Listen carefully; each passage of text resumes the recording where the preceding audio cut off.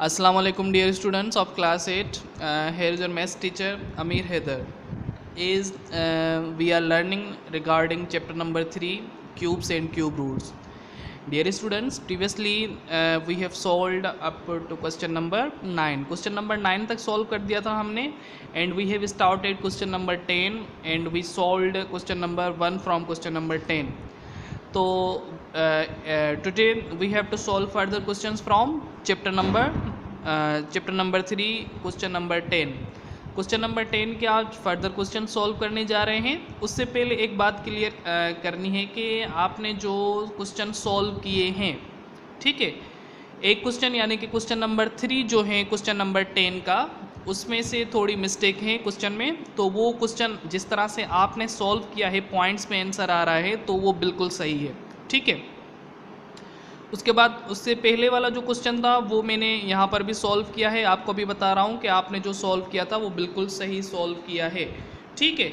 इसमें कंफ्यूज होने की बात नहीं है कि बुक में आंसर अलग है, आपने आंसर अलग निकाला है। एक्चुअली बुक में थोड़ी मिस्टेक हो गई है, प्रिंटिंग मिस्टेक है, तो आपका जो आंसर निकला हुआ है वो बिल्कुल ही सही है, करेक्ट है, ठीक है।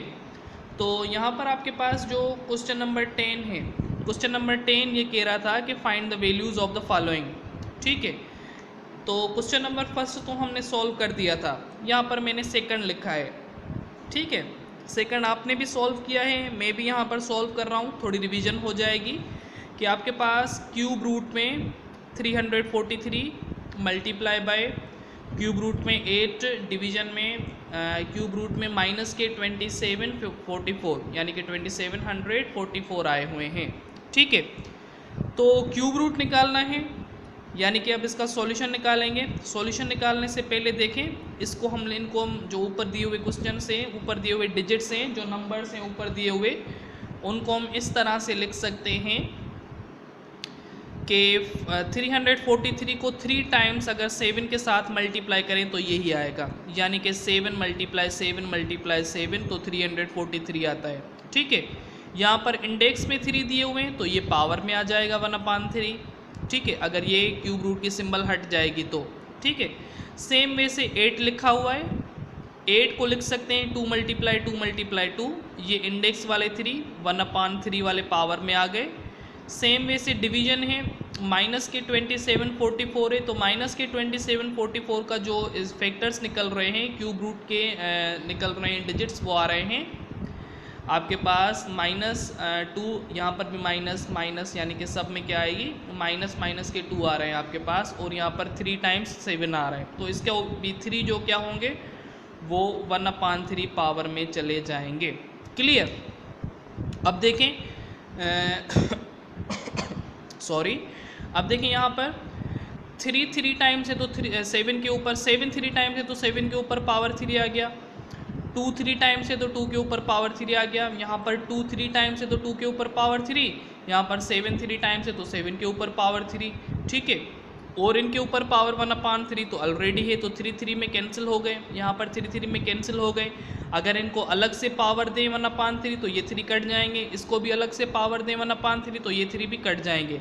बाकी जो नंबर्स बचेंगे आपके पास वो इस तरह से बचेंगे, यानी कि 7 मल्टीप्लाई 2 बचेगा, ये 2 लिखा हुआ है, 7 मल्टीप्लाई 2 डिवाइड में 7 मल्टीप्लाई 2 बचेगा, यहाँ पर माइनस की सिंबल रहेगी, ठीक है।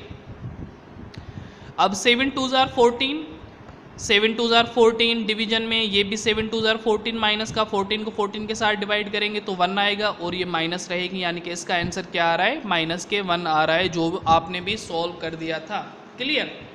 उसके बाद जो सेकंड थर्ड नंबर क्वेश्चन है, जिस तरह से आपने सॉल्व किया था बिल्कुल करेक्ट है, मैंने भी वैसे ही सॉल्व किया है और यही इसका आंसर है। इसको इसी तरीके से कंसीडर करते हैं, इसी तरीके से लिखा जाएगा। नंबर है आपके पास माइनस के 125 divided by 64 multiply by 27, cube roots में सारे नंबर्स, ठीक है। सॉल्यूशन इसका लिख दिया, इनको भी लिख सकते हैं इस तरीके से कि 125 को 3 टाइम्स 5 लिख सकते हैं, 64 को 3 टाइम्स 4 लिख सकते हैं, 27 को 3 टाइम्स 3 लिख सकते हैं। अगेन इनको कंसाइज कर लें, स्टेप इंक्रीज करें तो ये आएगा आपके पास 5 टाइम्स 3 यानी कि 5 टाइम्स 3 के ऊपर 5 टाइम्स 5 के ऊपर पावर 3, 4 टाइम्स 3 टाइम्स 4 के ऊपर पावर 3, 3 टाइम्स 3 के ऊपर पावर 3, सबके ऊपर पावर 1/3 है, तो ये 1/3 कट जाएंगे, 3 3 में कट जाएंगे। बाकी जो नंबर बचेंगे आपके पास ये वाले नंबर बचेंगे, यानी कि 5 बचेगा माइनस का, डिवाइड है, 4 बचेगा यहाँ से, 3 बचेगा यहाँ से। ठीक है, अगर डिमास रूल अप्लाई करें तो पहले हमें डिवीजन परफॉर्म करनी है। ठीक है, अगर वैसे सिंपली आप सोल्व करें तो आप कोई भी ऑपरेशन परफॉर्म कर सकते हैं, भले मल्टीप्लाई करें पहले या डिवाइड करें पहले। ठीक है, आंसर फिर दोनों तरीक़ों में करेक्ट आएगा।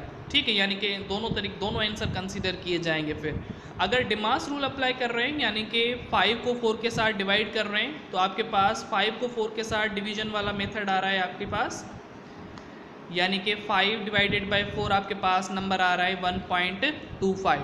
इसको फिर 3 के साथ मल्टीप्लाई करें तो आपके पास नंबर बन रहा है माइनस का 3.75।